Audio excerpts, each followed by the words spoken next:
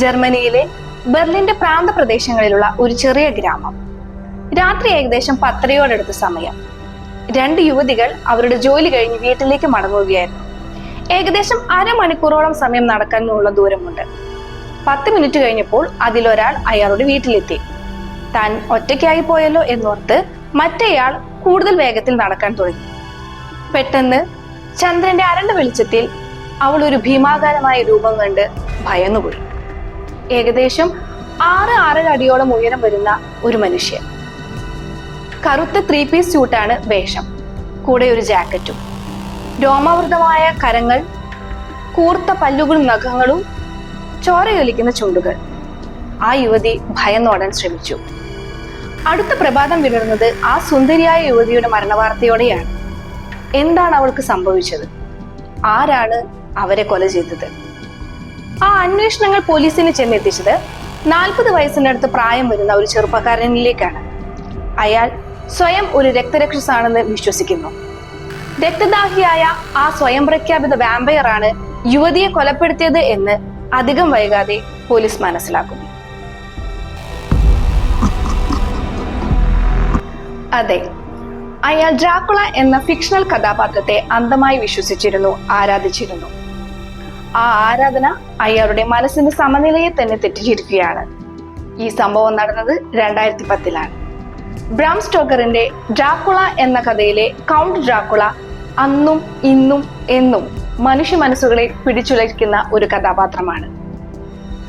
ഇത് ഒരു തികഞ്ഞ ഭീതിയുടെ കഥയാണ്.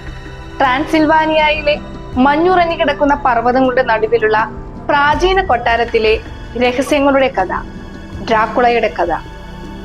The prince of darkness. Yes, Dracula, a legendary blood thirsty vampire with supernatural powers. കഥാലോകത്തിലേക്ക് സ്വാഗതം. And it's me, narrator Prisca Joseph. ആരാണ് ഡ്രാക്കുള? 1897-ൽ ബ്രാം സ്റ്റോക്കർ പ്രസിദ്ധീകരിച്ച നോവലാണ് ഡ്രാക്കുള. അയർലൻഡിൽ ജനിച്ച സ്റ്റോക്കർ ഡബ്ലിനിൽ ലേഖകനായും ലണ്ടനിൽ ലൂസിയം തിയേറ്ററിന്റെ മാനേജറായും സേവനമനുഷ്ഠിച്ചിട്ടുണ്ട്. ഗാഥിക സാഹിത്യത്തിന്റെ താളം മാറ്റിയ ഡ്രാക്കുള എന്ന പുസ്തകം വാമ്പയർ കഥകൾക്ക് പുതുതലമുറയ്ക്ക് ആകർഷിച്ചു. അദ്ദേഹത്തിന്റെ കഥയിലൂടെ Transylvania, Count Dracula, Van Helsing തുടങ്ങിയ കഥാപാത്രങ്ങൾ ശാശ്വതമായി ലോക സാഹിത്യത്തിൽ ഇടം തേടി.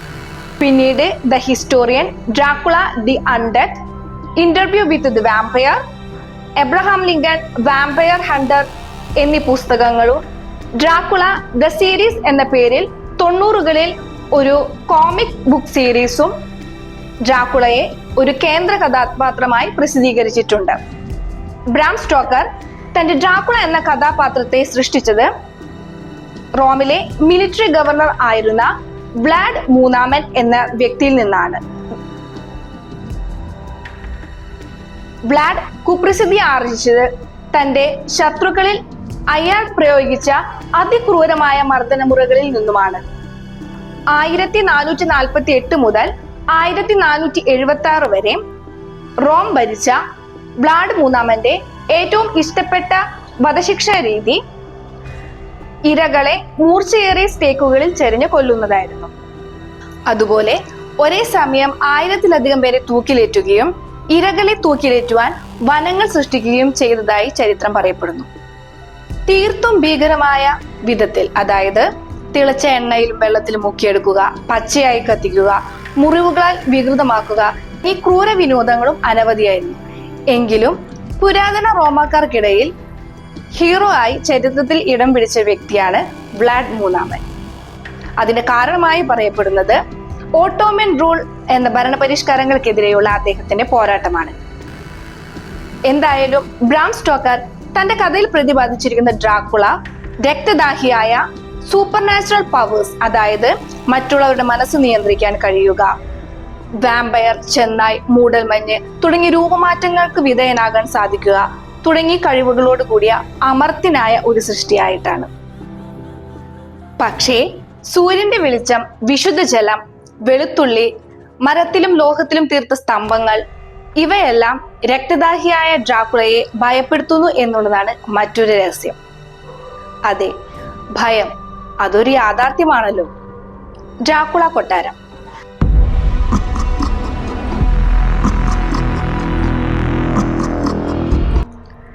ഡ്രാക്കുള കഥകളിൽ ഡ്രാക്കുളയെ പോലെ തന്നെ ഭയാനകമാണ് ഡ്രാക്കുളയുടെ കൊട്ടാരവും.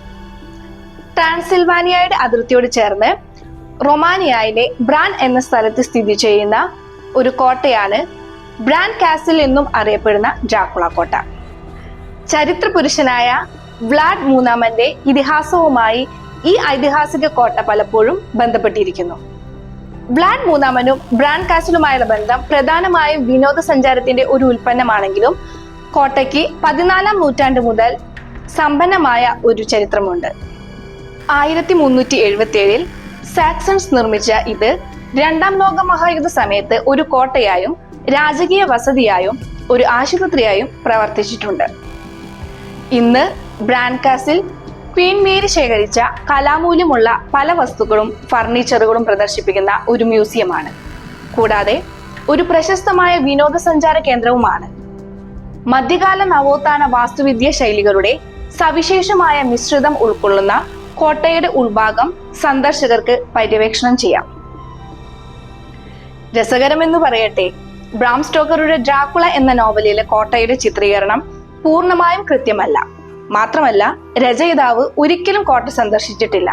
എന്നിരുന്നാലും ഡ്രാക്കുള ഇതിഹാസത്തിന്റെ ആരാധകർക്കും റൊമാനിയയുടെ സമ്പന്നമായ ചരിത്രവും സംസ്കാരവും പര്യവേക്ഷണം ചെയ്യാൻ താല്പര്യമുള്ളവരും നിർബന്ധമായും സന്ദർശിക്കേണ്ട സ്ഥലമാണ് ബ്രാൻ കാസിൽ. Dracula movie.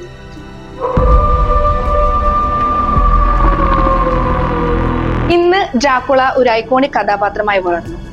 സിനിമകളിലും വെബ് സീരീസുകളിലും വീഡിയോ ഗെയിമുകളിലും കോമിക് ബുക്കുകളിലും ഡ്രാക്കുളയുടെ കരുത്ത് ഇപ്പോഴും ജീവിച്ചു നിൽക്കുന്നു. മോഡേൺ സിനിമകളിൽ, ടെലിവിഷനിൽ, നെറ്റ്ഫ്ലിക്സ്, HBO പോലുള്ള പ്ലാറ്റ്ഫോമുകളിൽ ഡ്രാക്കുളയെ വ്യത്യസ്ത രീതിയിൽ അവതരിപ്പിക്കപ്പെട്ടു വരുന്നു. രക്തരക്ഷസുകൾ ഇന്നും പ്രചോദനമായിക്കൊണ്ടിരിക്കുന്നു. പുതിയ ടെക്നോളജികളും ശാസ്ത്രീയ പുരോഗതിയും ഡ്രാക്കുളയെ പുതിയ തലത്തിൽ അവതരിപ്പിക്കാൻ സഹായിക്കുന്നു. സാമൂഹിക സാംസ്കാരിക മാറ്റങ്ങൾ. ഡ്രാക്കുള സിനിമകളുടെ രംഗപ്രവേശം മനുഷ്യ മനസ്സുകളെ മാത്രമല്ല ലോക സാഹിത്യത്തിലും സംസ്കാരങ്ങളിലും കാര്യമായ മാറ്റങ്ങൾ കൊണ്ടുവന്നിട്ടുണ്ടെന്ന് നിസ്സംശയം പറയാം. അതിനൊരു ഉദാഹരണമാണ് നാം തുടക്കത്തിൽ കേട്ട കഥ. തിയേറ്ററുകളിൽ പലരും ബോധരഹിതരായി വീണതു മുതൽ ആൻസൈറ്റി അറ്റാക്സ് ഉൾപ്പെടെ വന്നവരുമുണ്ട്.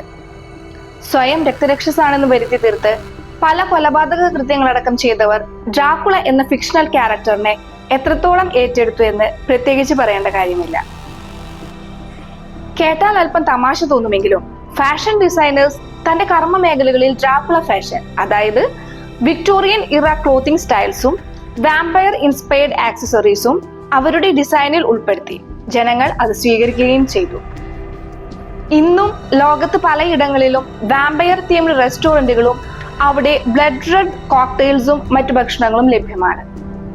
സിനിമകളിലും കഥകളിലും ഹൃദയത്തിൽ കുത്തുകൾ ഏറ്റുവാങ്ങി മരണത്തിന് കീഴടങ്ങുന്ന ഡ്രാക്കുള ഇന്നും മനുഷ്യ മനസ്സുകളിൽ അമർത്യനായി നിലകൊള്ളുന്നു. ചുരുക്കത്തിൽ ചില ന്യൂ ജനറേഷൻ സിനിമകളിൽ കാണുന്ന മാസ് ഡയലോഗാണ് ഇപ്പോൾ മനസ്സിൽ വരുന്നത്. This is not an ordinary creature, this is the prince of darkness. ഡ്രാക്കുളയുടെ കാലഘട്ടം അവസാനിക്കുമെന്ന് കരുതിയത് ഒരു തെറ്റായിരുന്നു. അവന്റെ ഇരുട്ടിന്റെ കഥ ഇന്നും അനശ്വരമാണ്. പുതിയൊരു കഥയുമായി വീണ്ടും കഥാലോകത്തിൽ കാണാം. Until next time, stay curious, stay inspired, stay tuned. Thank you.